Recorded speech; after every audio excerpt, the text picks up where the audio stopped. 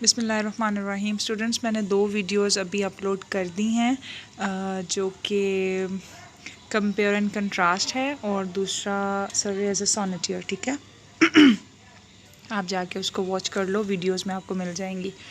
अच्छा जी, Surrey as a poet, this is a little blur but I'll try to read it out for you guys.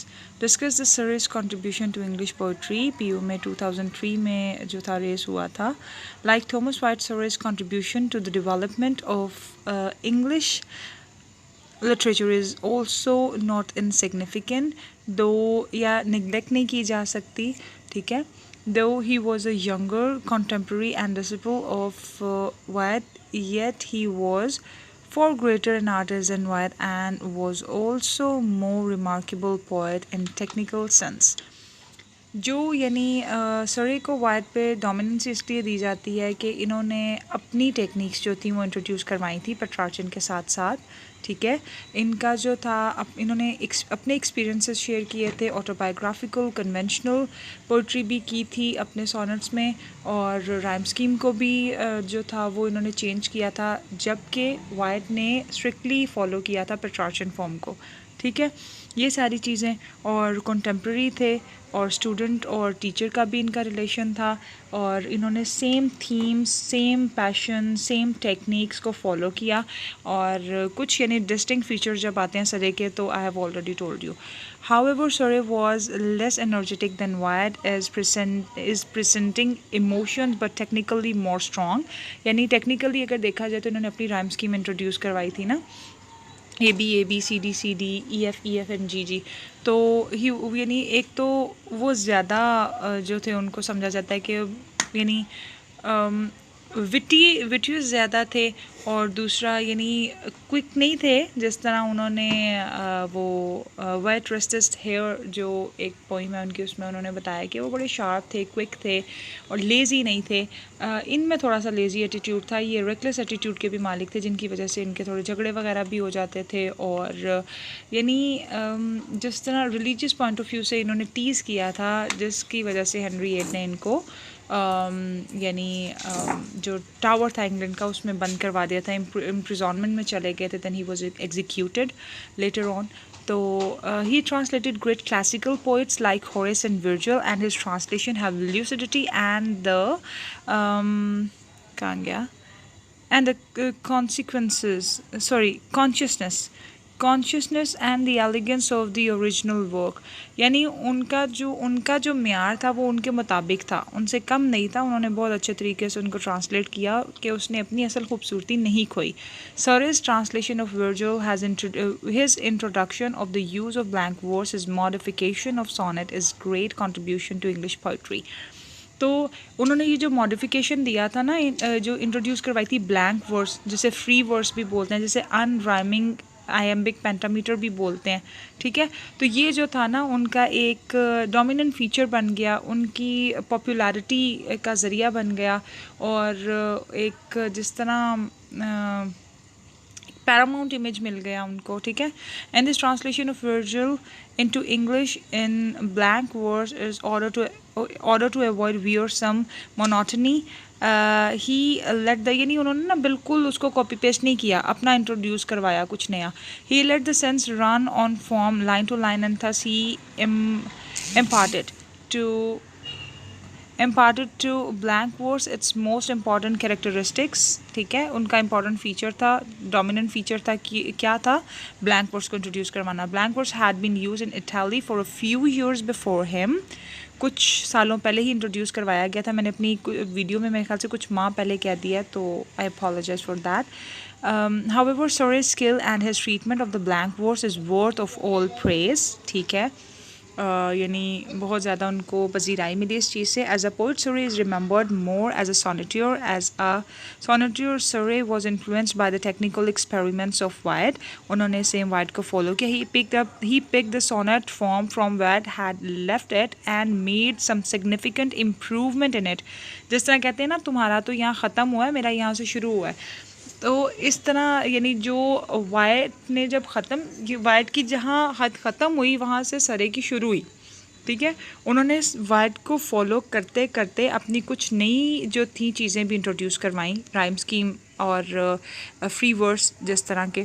And the second influence on him was that of Petrarch. First he was highly inspired by the Wyatt and then he was inspired influenced by the Petrarch. Petrarch means Francisco Petrarch, the Italian sonneteer. However, Surrey's sonnets are more effective in technical sense than those of Wyatt.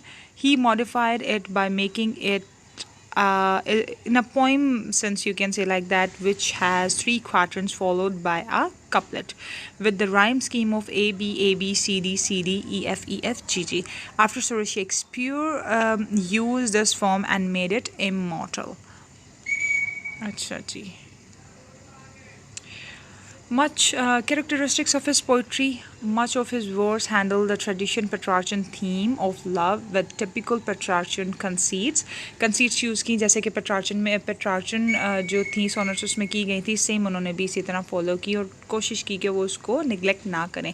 He uses natural imagery that is livelier and more English than in Petrarchan models. यानी English को enhance करना था ना, English को एक यानी prominent language बनाकर उन बाकी लैंग्वेजेस के साथ खड़ा करना था जो उस टाइम डोमिनेंट थी. ठीक है. His language is often more modern than Wyatt की लैंग्वेज से सरे की लैंग्वेज मॉडर्न भी है, ईजी टू अंडरस्टैंड भी है और राइम स्कीम बहुत अच्छी है उनकी. Thus, this meaning are often clearer than Wyatt. इसीलिए उनको समझना भी Wyatt से ज़्यादा आसान है. His rhymes are of smoother and easier than Wyatt. His favorite rhyme scheme is three quatrains and a couplet. Example, I have read out it many times. So he is fond of using the conceits of antithesis. He makes use of autobiographical element in poetry. He also uses personal experiences in his poetry.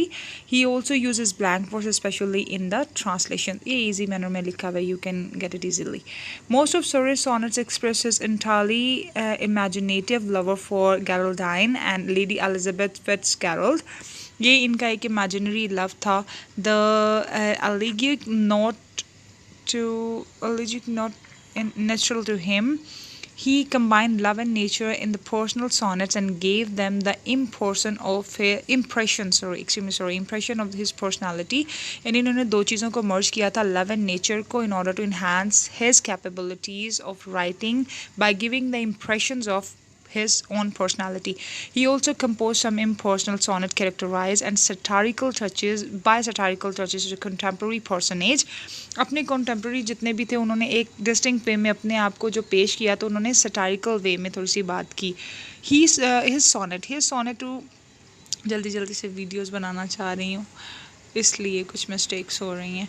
His sonnet to contemporary Sir Danpulus is also impersonal in character and satirical in tone. उनके जो contemporary थे, ये जो इनका नाम है Sir Danpulus, ये जो थे इनका भी जो काम था थोड़ा सा satirical way में लिखा गया था, satirical tune थी उनकी. यानी अब contemporaries मिलते जुलते हैं ना, क्योंकि उनका जो होता है उनकी themes भी अक्सर मिलती हैं, उनका way of talking भी तकरीबन एक जैसा होता है और कुछ distinct features होते हैं जो कि prominent होते हैं हर एक के अपने अपने, लेकिन सब्जेक्ट मैटर अक्सर एक जैसा ही होता है और पैरामाउंट ऑब्जेक्ट भी एक जैसा ही होता है. तो he also compose some important sonnet characterize, ये मैंने पढ़ लिया sorry. It is remarkable for its absolute value, its dignified string and its efforts of condense thought. कुछ चीज़ें जो कि यानी एक एब्सोल्यूट वैल्यू है उसकी, एक प्रॉपर उसकी अपनी कदर है, उसका एक यानी एक बड़ा सा जिस तरह एक dignified status है, ये कह सकते हो आप. Surrey seems to be awfully impressed by Petrarch especially, और in his shorter poems ज़्यादा enhance किया उसको Petrarchan जो था method था किस चीज़ के लिए, shorter poems के लिए. Therefore he has been criticized by his conventionality in his themes, but such criticism fails to perceive that conventionality of themes was a poetic virtue, not a defect. In 15th and 16th century, अच्छा जी, poetic value को तो नहीं लोग गिरा सके, उनको criticise करने वाले, लेकिन यानी कुछ कहीं ना कहीं आके कुछ थोड़ा बहुत क्रिटिसाइज़ किया गया 15वीं और 16वीं सेंचुरी में उनको। इंग्लिश पोइट्री सफ़र्ड, यानी 15वीं और 16वीं सेंचुरी को लेकर जो थोड़ा सा यानी बैकग्राउंड था उस पर उनको थोड़ा सा क्रिटिसाइज़ किया गया। English poetry suffered a great loss for the pre mature death of both white and सरे। ये तीनों क्वेश्चंस में ये जो लाइंस हैं, रिपीटेड लाइंस हैं ये। अच्छा, मैं आपको शॉर्ट करके बता देती हूँ। उसमें उसने बताया है कि जो इंग्लिश पोइट्री का जो लॉस हुआ था बहुत ज़्यादा हुआ था इन दोनों के मरने से, क्योंकि ये लोग प्री मेच्योर डेथ मरे थे। और यानी इनकी प्री मेच्योर डेथ हुई थी, कैसे हुई थी कि 30-35 साल मैक्सिमम यानी इनकी एज थी। और जो थे their influence could not be felt immediately, यानी इनका जो असर था इतनी जल्दी नहीं भुलाया जा सका, लोगों से लोगों के ऊपर गहरा असर रहा। फिर शेक्सपियर टाइम में जो थे इन यंग पोइट्स को दोबारा से इमेजिन किया गया और इनको जो था इंस्पायर किया गया और फिर इन्हीं की टेक्निक्स को फॉलो किया गया। स्टॉफोर्ड और Brooke writes about their influence, इनके बारे में लिखते हैं कि they were both Italian travellers and in bringing back to England the inspiration they had gained from classic and Italian models. They were highly inspired and influenced by Italian and classical models. So that's why we can observe these classic and Petrarchan method in these writings, in these both writings. Or they remade English poetry. They introduced a new kind of poetry, the amorous poetry, a poetry extremely personal as English poetry and scarcely ever been before. ये आप इसको as a quotation भी use कर सकते हो, ठीक है। और ASG Edward pays tribute to Surrey in these words. Surrey's body of work is both smaller and more diversified, extending from lyric to classical and biblical translation. यानी जो सरे का जो स्ट्रक्चर था, जो बॉडी क्रिएट करता था वो अपने वर्क में, वो छोटा भी था। जिस तरह फ्रांसिस बेकन की होती है ना कोटेशन, यानी छोटी होती हैं लेकिन उनमें काफ़ी कुछ होता है, तो वो कहता है छोटी तो हैं लेकिन यानी एक एक्सपेंडेड फॉर्म में लिखा गया है इनको, ठीक है।